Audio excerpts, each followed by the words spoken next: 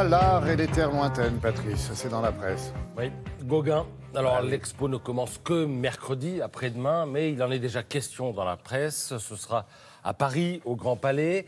Alors, Gauguin, le peintre, certes, mais aussi le céramiste, le sculpteur, le graveur. On s'aperçoit qu'il n'avait pas qu'un pinceau à la main. Et sur les 230 œuvres qui seront présentées au Grand Palais, eh bien, on s'aperçoit qu'il y a 54 peintures, mais aussi 29 céramiques, 35 sculptures, etc., etc. Alors, Gauguin, vous y faisiez allusion, s'est toujours déplacé, comme traqué toute sa vie. C'est de naissance. Alors petit, il suit ses parents qui vont à Lima, capitale du Pérou, parce que son père s'était mis en tête de créer un journal sur place. Sur place, évidemment, il va vivre une enfance colorée qu'on retrouve quelque part dans ses peintures. Ensuite, il va épouser une Danoise, donc ça, c'est son côté nord.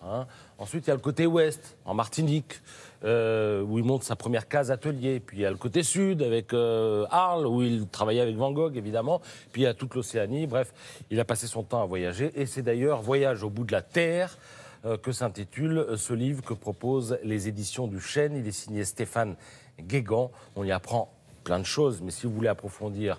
Voilà, voici un des livres qui sort en ce moment. J'aurai l'occasion d'y revenir parce qu'il y a pas mal de bouquins qui sortent et de numéros spéciaux, notamment avec Télérama. Et on y apprend qu'il a pris la mer à 17 ans. Et c'est sans doute le peintre qui a le plus bourlingué, le peintre qui a le plus voyagé parmi tous les autres. Voyage au bout de la Terre, ça fait très Jules Verne en plus. Ben oui, en plus.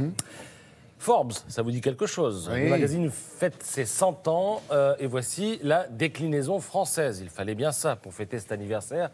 Déclinaison française du magazine. Alors la ligne éditoriale est la même que celle de son grand frère.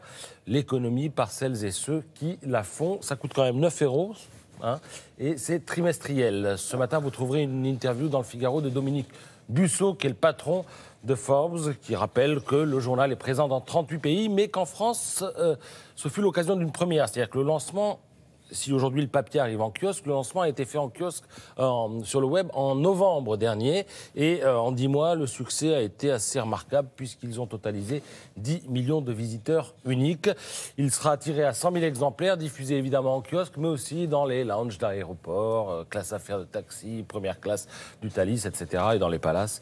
L'accès au magazine américain, l'édition française, là, évidemment, mais le PDG préfère prévenir tout de suite, seuls 10 à 15% du contenu américain arrivera en France. Le reste, ce sera du franco-français et nous aurons droit donc au fameux classement des riches français auquel sacrifie tous les ans Forbes. Réponse photo et les analyses critiques de la rédaction. Voici une photo prise à Sainte-Marguerite-sur-Mer. Alors, ce qui est bien, c'est, nous dit-on, le nuage qui occupe opportunément une large zone triangulaire du ciel en haut à droite. Il ferme en fait le coin du cadre. Remarquable, le petit personnage entre le blocos et la falaise, parce que sans lui, difficile évidemment d'apprécier l'échelle de la Loire, du donc, paysage. ces éléments-là.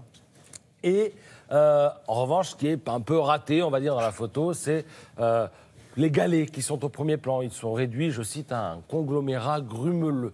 C'est comme ça qu'on parle de réponse photo. Mais en fait, il fallait traiter davantage le contraste pour qu'on voit un petit peu mieux cette zone et qu'on ait un peu plus de lisibilité. Si vous voulez progresser en photo, c'est dans réponse photo que ça se passe. Merci beaucoup, Patrice.